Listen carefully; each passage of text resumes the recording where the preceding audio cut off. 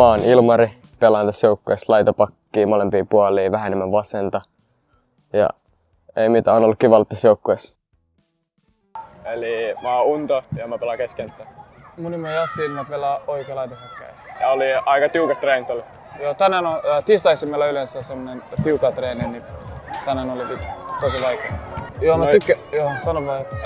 No joo, pienpelit on aina kivoja, että kamppaillaan toisiaan vastaan ja yritetään aina voittaa. Niin, pienpelit on mun lempi niinku, treeni.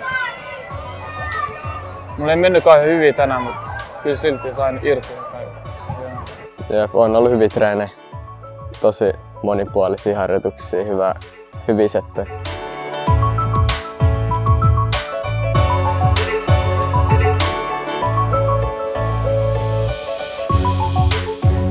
Tosi sellaisia avoimia, kivoja, hyviä futiksessa, mukavia tyyppejä kaikin puolin. Tosi hyvä yhteishenki on jengissä. Ollut kiva tulla.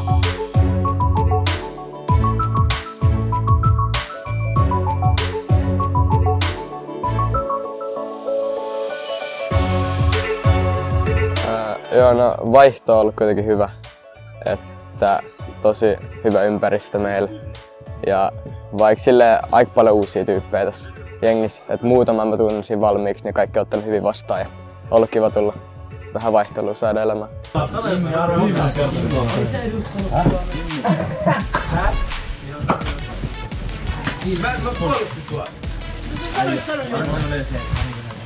Neljä sun pelipaikka.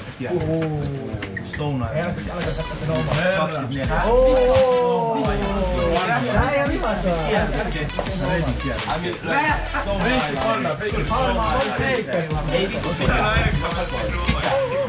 Souna oli mikä? Siis sellainen 30. Ei ainakin harmainen maali. Ei 30. Joo, se on erä maali. Viime kaudella mä katsoin.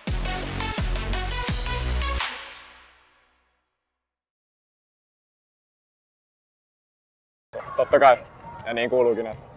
Joo, saa näyttää. Totta kai se tuntuu aina pahalta, että jos vaikka sulla on jotain puoliajalla vaihtoa, vaikka sä olisit halunnut jatkaa vielä. Mutta sit pitää vaan miettiä seuraavaa suoritusta ja hetkeä kun pääsee kentälle. Kyllä se tuntuu pahalta, kun ei pääse kokoonpanoon, niin se lähtee niinku, motivaatio lähtee. Niin. Sitten kun pitää treenaa vaan kovempaa, että se pääsee seuraavaan, saa motivaatiot takaisin.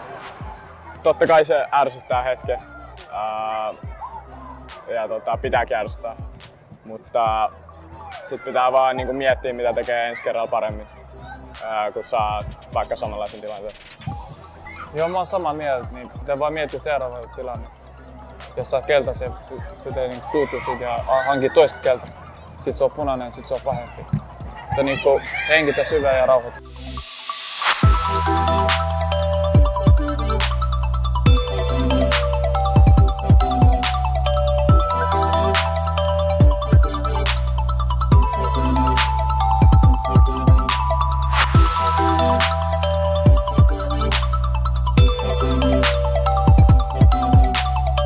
Kyllä saa ja kyllä pitääkin. Et sittenhän se tai siinä se näkyy se kilpailullisuus, kun näyttää niitä tunteita.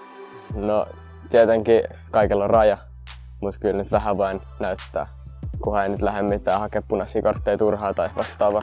Joo, totta kai saa tuulettaa ja joukkueen kanssa pitää aina kehua siitä suorituksesta, minkä vaikka joukkuekaveri on tehnyt, jos on tehnyt maalin. Ja aina maalin jälkeen mun mielestä aina pitää, niinku, jos me ollaan johon, niin ei aina näytä sitä niinku, tunnetta, että me ollaan iloisia. Niin. Mä en oo tehnyt vielä maaliin, mutta jos mä teen maalin, mä teen Ronaldon tyyliin. Todellakin tuuletaan täysin ja nautitaan sit niistä hetkistä. Lähdetään pumppaa ihan maksimit tosta noin. Luota siihen omaan. Me ollaan luotettu hyvin siihen omaan. Me ollaan oltu hyvin. Haluu olla hyvä toi toka jakso kanssa. Lähdetään aika toista.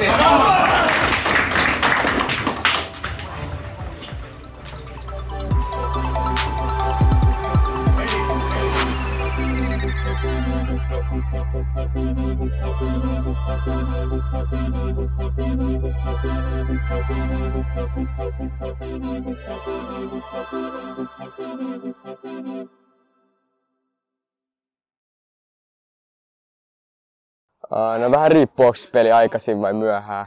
mutta ainakin heräys silleen hyvissä ajoin. Jos on iltapeli, niin olisi hyvä käydä kävelyllä tai pyrin käymään kävelyllä, että saa vähän jalkoja auki, ei makaa koko päivää sängyllä. Ja sit hyvä ateria ennen peliä, yleensä pestopasta, se on bravuri. Esim. Nyt kun menee lukioon, niin pitää niinku miettiä ja tavallaan rytmittää se elämä, että just pystyy opiskelemaan ja treenaamaan samalla. Totta kai se tulee olemaan rankkaa, mutta pitää vain jaksaa. Pitää olla motivaatio. Kyllä se vähän vaikeampaa kuin yläasteen, koska lukiohan on tosi vaikea. Niin se tarvii enemmän panostusta kuin esimerkiksi yläasteen. Sitten kyllä koulu ottaa sen verran, että niin se antaa sulle aamutreenejä tällaisia vähän niin aikaa, sitten iltatreenejä myös. Kyllä se on vaikea, mutta kyllä siihen tottuu.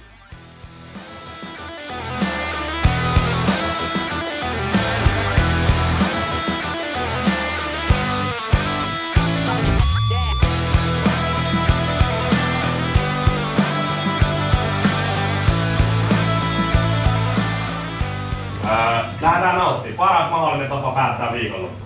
Paras mahdollinen tapa. Iltapeli, iso stadikka, hyvä olosuhde, valot päällä tuolla noin. Lähdetään nauttimaan. Tänään aina oikeesti pisteet. Joo, mä luotan ihan täysin. Anna mennä, nautitaan. Me pystytään siihen. Ei oo mitään mikä estäisi meitä siinä. Me pelataan yhdessä tuolla hyvin. Come on! No, tosi hyvät ja odotan paljon SM. On mennyt hyvin tää alkukarsinta ja varmasti ollaan iskus myös loppukaudesta.